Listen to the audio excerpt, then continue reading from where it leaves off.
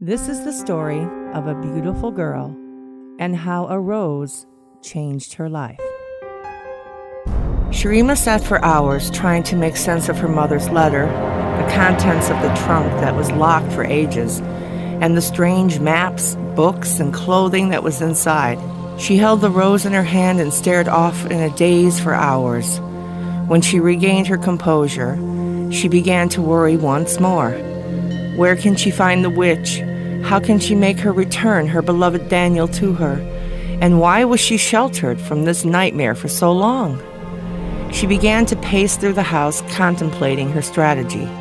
She'll have to go to the village and see if anyone can give her answers. What was her mother's writing about in her letter? How can she find a woman that completely disappeared?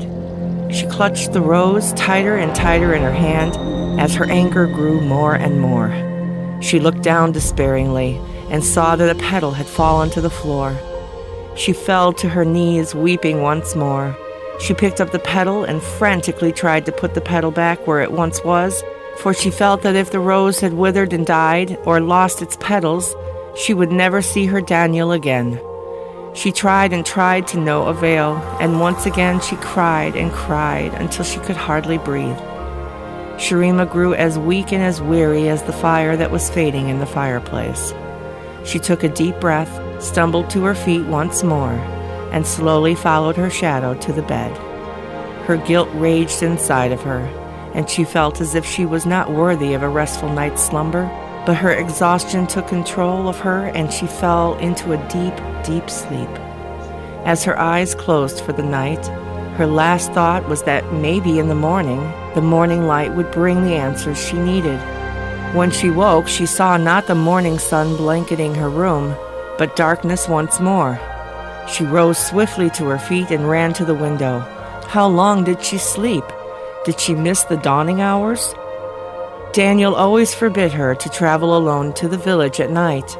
He said the wolves would find her and take her away. Now she wonders if it were the wolves that Daniel was worried about. She knew she couldn't waste any more time heeding the rules of her husband now. She grabbed her cloak and rushed out the door to the village. The sounds of the night and the cool air gave her shivers deep within her being. She knew there was no time to allow her fears to overrun her determination to find answers. The more steadfast she became, the faster her pace, and before long she was at the center of town. She looked around her, eager to call out to the first person she saw, but the streets were empty. She went to the church and knelt by her mother's grave and began to cry once more. What was happening to her? What is she supposed to do with her mother's secret belongings? How can she get her Daniel back? Where is everyone? She rushed to her feet and ran towards the forest. She didn't care where it led her.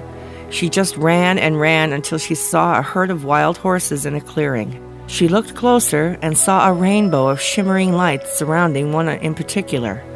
She walked towards it slowly, barely even breathing, for she thought any sudden sound may startle the animal.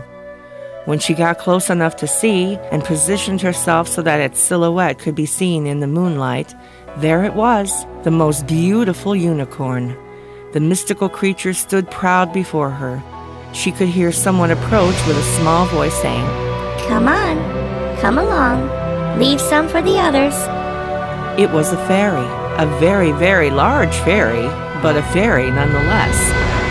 Sharima was taken back by the sight of this fairy tale and stumbled backwards into a bush.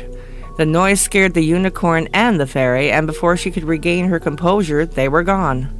She looked off into the woods and could see a glistening light swirling in and out of the trees, and then gone. She ran to follow the light, and there she found a tiny little house illuminated in the distance. As she approached it, she was stunned.